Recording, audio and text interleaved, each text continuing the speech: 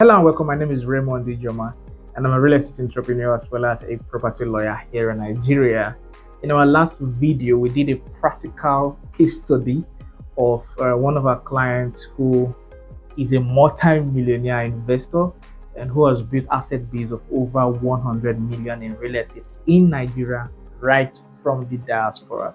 So you may really want to check out that video if you are yet to watch it. If you're yet to watch that video, really would want to consider watching that video possibly before you come back to watch this very one, because that is the very first part of this series, as it were, and it lays critical foundation to what we are going to be talking about in this particular video. So in this second part of the series, we are going to be talking about how not to lose your money whilst investing in real estate in Nigeria. How not to lose your money if you have decided to invest in real estate in Nigeria. In the first part, we talked about why you should and how to get started.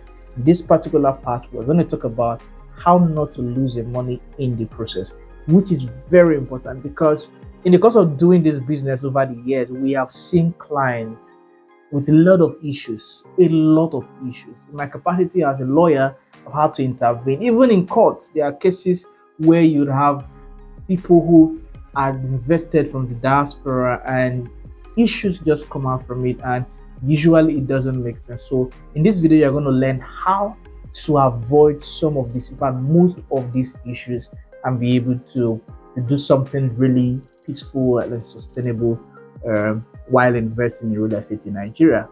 And yes, this video is brought to you by Fortreal Rei Ltd, a real estate company registered here in Nigeria, and we bring you the best of real estate investment opportunities, general education as relates to real estate investment, property law, legalities of real estate investment, and everything in between. As a company, part of our priorities is to ensure that if you're buying into land, it must be one that appreciates. If you're buying into properties, beautiful properties, then we really like for you to enjoy rental income. Of course, if you just want to buy a house that you want to live in, as a retiring home or something, we're available to get that across to you or make it available to you. Yeah, but whatever your choice or decision is at this point, rest assured that you get the best of options or investment opportunities through us at Fortreal Rei Ltd. So let's go right into the conversation that we have for today. In this particular video, I actually thought of or planned to share with you 5 things that you can do to ensure that you don't lose your money while investing in real estate. I'll find a way to put it together into 3 so that this video is not very long but also very impactful. So what I can do is I'll do 3 and I'll share one very important bonus to it. All right, so let's go. Number 1, the very first thing you want to really consider before investing or while investing in real estate in Nigeria is, who are you buying from? That is a very critical question you really absolutely have to consider whenever you want to invest in Nigeria. Who are you buying from? Now, at a transactional level, there are 5 people or sets of people or entities you can buy land from. 5 people, as it were, or entities that you can buy land from. I need you to pay attention. And each of these people or entities that you can buy land from, they have different legalities that apply to them per time. I certainly will not be able to go into specific details, especially as it relates to the legalities of doing business with each of these entities. I'll try to give you the best that I can in the time that is available to us. So first is a community. If you're buying land from a community, then there are certain factors that you must look out for. One of those very important factors you really need to pay attention to is, who are the designated authorities in that community at that particular point in time of buying that property? Are you dealing with the right people? The community at every point must have or should have people who act in the capacity of trustees and custodians on behalf of the entire community. So at every point in doing a transaction or buying a property from a community, you really have to pay attention to dealing with the right constituted authority in the community at that particular point in time. And in all you do, ensure that the head of the community at that point in time is carried along. You can't be buying a communal land from the elders of the community without the involvement of the community head. It also doesn't make legal sense for you to buy land from the head of the community without the other members or principal members of the community in being involved in such a transaction. So at both levels, you really have to pay attention to dealing directly with the constituted authorities of the community at that particular point in time. And the second type of people that you can buy properties or lands from are families. Now, families also have the same type of principles or legal principles with communities. When you're dealing with families, ensure always that the family head is involved. It is legally right that if you buy a property from that belongs to a family property, ensure that the family head is involved. If the family head is not involved in that transaction, it is considered to be void. By void in simple terms would mean that it is a no-no. It is unenforceable, as it were. It is, in Pidgin English slang, could be considered that it is a no-go area, not in the soft there, that kind of thing. You understand me? Now, if you buy only from the family head without involving the principal members of the family, then at that point, it is considered to be voidable. It is considered voidable because if any member of the family legitimately decides to challenge that sale, and the court looks at it at some level and feel that such a property is possibly inalienable, then at that point, such sale can be revoked. Such sale can be considered to have been a breach of the family customs or practice, as it were. So at that point, so the responsibility now falls back to you, who is buying from a family, to be sure that you are dealing with the right members of the family at that point. Now, if a family member approaches you that yes, possibly there's no title to show or document to show that he owns the land, and he says that, oh, it is my family land, this is my portion, what you should be requesting for is possibly a deed of sharing or a deed of partition from the family, showing that yes, this so 1,000 hectares belong to Raymond Ijeomah family, but at this point, this 500 square meters has been given to Mr. Victor. So at that point, what a deed of sharing, a deed of partition will now be prepared and signed by the principal members of the family, showing that this particular portion of this land has now been transferred or given to Mr. Victor. Right. So at that point, that is what the client should be showing to you who is selling. I think I'm going into too much details already, so I'm just going to kind of rush through the rest so that you will get this and we don't spend so much time. The first category of persons you can buy properties from is an individual, not in the capacity of a family or a community, an individual. So at that point, you must establish history of title. In our title document, it's referred to as reciter. You must establish history of title. How did the person become the owner of the property? The fourth is a company, a developer, a real estate company. All of them are in the same category. The very first thing you need to pay attention here is a company incorporated? Now, there's a little difference. I'll try not to confuse you. But technically, at a legal track level, there's a difference between incorporated and registration. But the basic point I need you to get is that ensure that the company is registered as a limited liability company before the company can sell practice to you. If the company is only registered as a business name, then there has to be a question of competence as it relates to that business name be possessing capacity to sell to you. Right? The only way a business can sell to you at that point is if the owner of the company acts, and then there'll be a phrase that is very important to it. So you can say something like Raymond Ijeomah trading under the name and style of Fortreal Ventures, right? So at that point, you can put it that way. But if the company has to sell only with his name, Fortreal Ventures, to you, then that speaks to a question of competence, and you really have to pay attention to it. And the fifth category of people or entity that you can buy property from is the government. Yes, it is possible to buy property from the government directly, and usually such titles are usually perfect. By perfect, I mean they're usually good root of titles. I think I should leave the explanation there. All right, so that's the very first point you need to pay attention to. Who are you buying from? So generally analyzing this set of people or entities, you have to now look at certain things like reputation. You have to look at their integrity. You have to look at If they're delivering on promises, you have to look at a number of other factors apart from the other legal factors or technical factors that I just discussed with you. Of course, there are a lot more, but I can't really go into specific details in all of them, right? And then in all of these parties, there are different title documents. There are different documents that they can present to you that apply to each of them specifically, depending on the type of transaction you're looking at. All right, so I mean, it's sounding a bit technical. I try to simplify it. Well, if you don't really get it, I mean, we're open to respond to your questions. So basically, that's that for number one. Number two, you have to look at security and sustainability. Before you invest in Nigeria, before you invest from the diaspora, you need to look at security and sustainability. And the issue of security and sustainability comes first by the documentation on the land. What is the documentation on the land? So at that point, you begin to ask questions like, is it equitable title or is it legal title? Or is the title based on transaction or it is based on customary practice? You have to look at all of those factors. And beyond this now, you have to now look at, is this person the right person that I'm supposed to buy from? Right? Because at that point, you have to fall back to the issue of competence to sell, capacity to sell.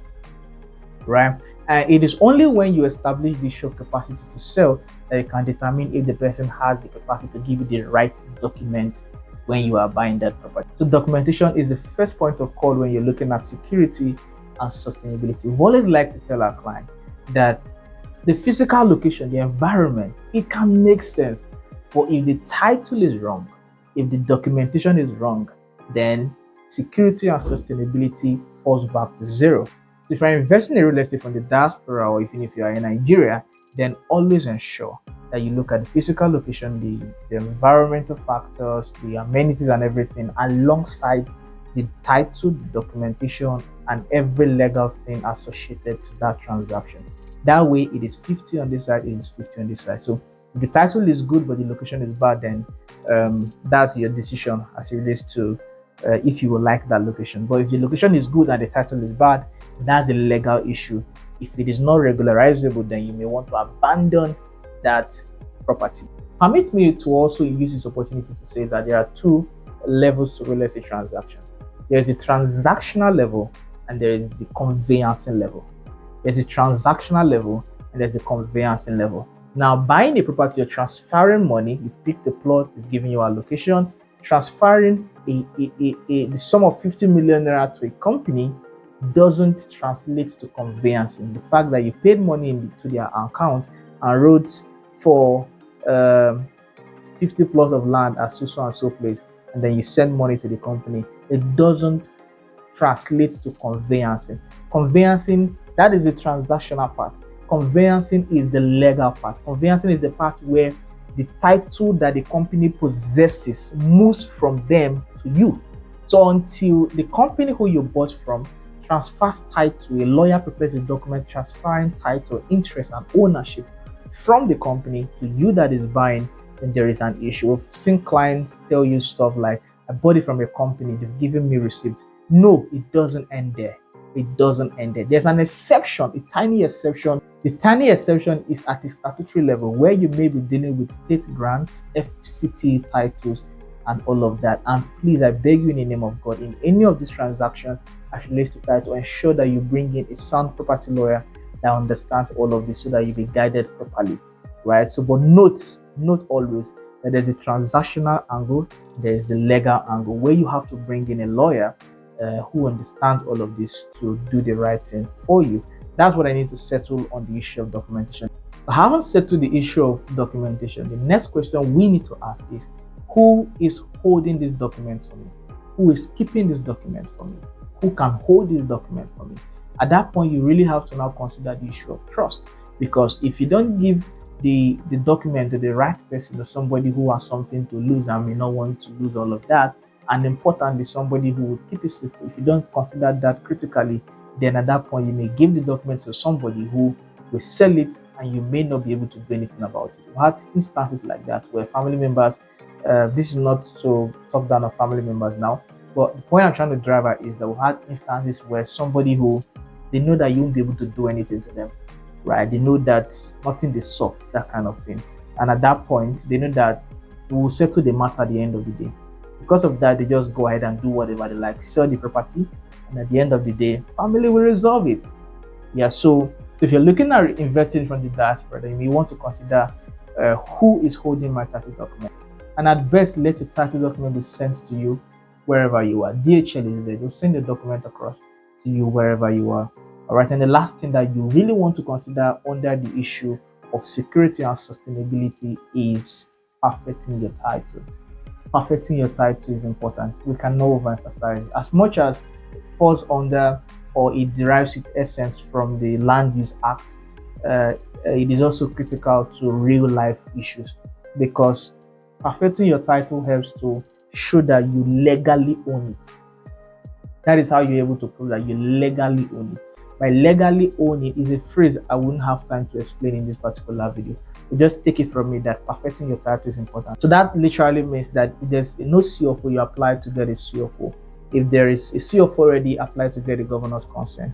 Generally register the title, right? If it's within the FCT, you know what to do. Go for your RFO or upgrade your RFO to CFO, depending on how the transaction goes. So it all falls back to the circumstances or the facts surrounding that particular transaction that will determine what type of documentation to go for or perfection to go for. Right, so those are the three things we need to look at here. Number one, documentation. Number two, who is holding the document. And number three, perfecting your title. And the third thing we need to look at here is taking physical possession. Remember, there's a fourth point. I'm going to explain that shortly. It is very important to round off all we are saying, but let's quickly finish up with the third point. Taking physical possession is really important, because in taking physical possession, you are able to establish your presence. And one of the things that you can do, or some of the things that you can do as it relates to taking physical possession, is fencing. Some people have what they call angle fencing. You can do that, or monkey fencing, depending on if you don't have all the funds to do all of the fencing. But you can also survey the land, right? And after surveying the land, you can also, maybe if you already have a building plan or what you want to do, that you can begin to do that, and also have somebody look after it for you. You can lease the land to somebody, right? Somebody who is farming there, depending on how big it is, right? If there's somebody living there already as a neighbor or something, you can, encourage the person, or just find a way to look for somebody to farm on that place. Have somebody look after it. But that is not specifically possession. Possession is you trying as much as you can, or doing whatever you can to show that there's physical activities going on that land and somebody owns it. That is critical to the security and sustainability of your investment. That is critical to you not losing your money, because you can do all of these things and somebody, because the place has been fallow, or nobody has been doing anything there, can just decide to go in there to build something and just decide to trespass on it, because nobody over the years has ever even crossed that land to show that somebody actually owns it. Right, so that's also critical to you not losing your money when you invest in real estate in Nigeria. And the last point we need to look at here is, who is your broker? Who is your agent? Who are you using? Who is doing the work for you? Some of you, with all sense of humility and respect, decide to always like to use your family members. With respect, I say it with respect, with respect, with respect. Your family member may be very good, trustworthy, and has already very good qualities that make them dependable and trustworthy. But then they may not sincerely understand how real estate works. Say that with respect, because even as a company, we've been in this business for long, and in doing this business, we also know that we are learning every day. So if haven't done this business with a lot of transactions on our table, haven't done this business for years, and we still are learning every day, then a family member who possibly has not done a real estate transaction before, or just does it based on opportunity, will be at a distant level as it relates to understanding how the business works. So it means that your family member, even though he's trustworthy and dependable, can be sincerely wrong, can be sincerely ignorant of how it operates. So I just discussed a number of technical things, and I just try to imagine your family member who possibly hasn't done a real estate before, is just doing real estate based on opportunity, beginning to want to know everything about what we are doing every day, right? So you definitely understand what I'm trying to say. So your family member can be sincerely wrong, right? So as much as sincerity, honesty, transparency, trust, dependability, and every other thing can be attributed to your family members, you also want to bring in professionals or experts that understand the business and they can both work collaboratively. So your family member alongside your broker or the professional you decide to engage can work together to give you the best investment so that you do not lose it. We've had instances where people outside say, "Oh, I don't want to involve my family member." As much as we can handle all of that, we prefer so that there's a third party at every point to look into what we are doing, to checkmate what we are doing, and all of that. The same way we are also encouraging you that if you want to involve your family members, also bring in a professional third party that can checkmate what is happening and be sure that the right things are being done. So yes, the agent or broker you are using is very important to the security or the sustainability of the investment you are making, because there are agents out there who prioritize their commission over client satisfaction or client investment or client interest. So you really need to look out for all of that. And I think that's the last point we want to talk about in this video. There possibly may be another part to this video, but until then, this is the second part of the video where we talked about how to build sustainable wealth through real estate investment in Nigeria. It makes sense to invest in real estate in Nigeria, but where it doesn't make sense is losing that money in the process of investing in real estate. There's a lot of real estate transactions that have gone wrong back here in Nigeria, but the deeper truth is that most of these could have been avoided. And that's why we're bringing you such amazing content like this, and only a company like Fortreal Limited, only Fortreal Limited can bring you this kind of content so that you are educated, and based on your education you can checkmate what we are doing, and then together we will all deliver the best of the real estate sector in Nigeria. We're hoping and praying that more money will come your way so that you keep investing in real estate sector, and we also are doing our part to ensure that while you invest that they are safe, profitable, and sustainable. Those words are really key to us. And just in case we have found favor on your site and you want to consider to use us for your real estate investment back in Nigeria, then we are available to get the job done. We'll bring you nothing but the best of it. So ladies and gentlemen, we encourage you to reach out to the number shared right on the screen. And just in case you're also yet to subscribe, we would encourage you to subscribe because we bring you the best of real estate, and you just saw that. Do like this video, share it with your friends, and see you in our next episode. Bye-bye.